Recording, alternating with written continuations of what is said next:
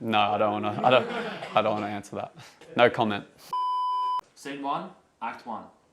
Action. Tell us your name and who you play for. My name is Ryan Cornwell, or Milky, and I play for Nerd Punt.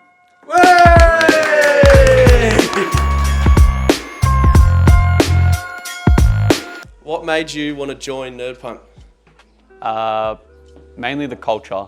I think that we all have similar views and ideas about how we want to play the game and how we want to operate outside of the game as well. Just presentation of ourselves, I think is important for all of us. What did you think of Split 1? I think our results were pretty good considering the circumstance that ended up happening of me not being able to play the final game. We put in a lot of work, and I think it's showing in this stage a lot as well, that we've fundamentally built the right step to set ourselves up for success. I think the only team that we've ever really considered our rival is probably 95X, just because they have a similar concept around the game of wanting to build together slowly and take the right steps. And then everyone else was kind of just easy. How'd you get started in Valorant?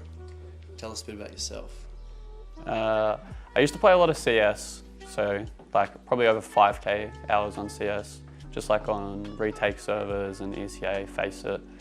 And then so when I heard about Valorant, I kind of thought, that game seems shit, CS is better. And then I started playing Valorant. I played my first game 6 months after the game came out, and I just fell in love with it instantly. I liked the fact that there wasn't as much of a scene developed, so it was a bit easier to break into. And then I already played a lot of strategy games, so I felt the abilities kind of made it different and separated itself from anything I played before. Tell us about, you got a lot of tattoos there, mate. Tell us about one of them. Maybe probably this one, the boxing monkey. It's just my favourite, just because I like monkeys, and I thought it was funny that he was wearing boxing gloves. In an ideal world, where do you see the team, yourself, in the next, let's say, 2 to 3 years? Where do you see the Valorant scene going? Where do you see yourself going, and what would you like to achieve? I think our goal for the team is definitely to take the Ascension spot and then just see how far we can push ourselves, really, once we get to that stage. I don't think we have too much expectations after that as a team. We just want to see what's our limit and just keep pushing and pushing, see if we can go as far as possible and then try to take it even further. But then personally, I think internationally I've always just wanted to play, so anything that would give me the opportunity to go overseas is my main personal goal.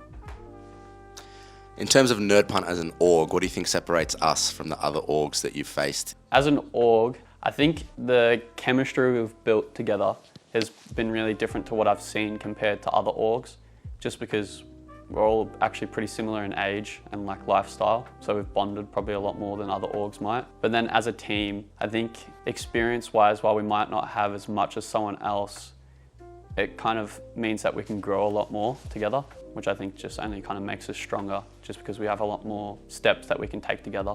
What is your biggest tip for new and upcoming players coming into the scene, playing competitively?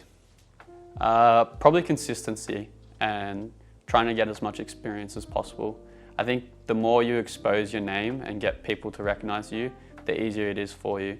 If you were trying to become a professional player, it's about just constantly putting in as much work as you can. But then on maybe a lower level, consistency in the way of not changing your settings a lot, just getting comfortable with the setup you're on, and then just slowly building and practicing from there. Was there anyone that inspired you to play competitively, or people that you looked up to when you were just starting out? Yeah, mainly from CSGO, not from Valorant. Just players Simple, just because he was known as the best. And also he moved from a different country to a new country where he didn't know the language and still performed at his best.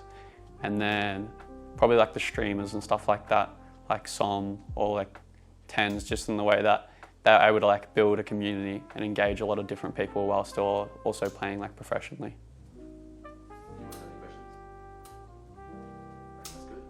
Oh yeah. When you get up, try not to move the chair. Yep. Alrighty, who's next?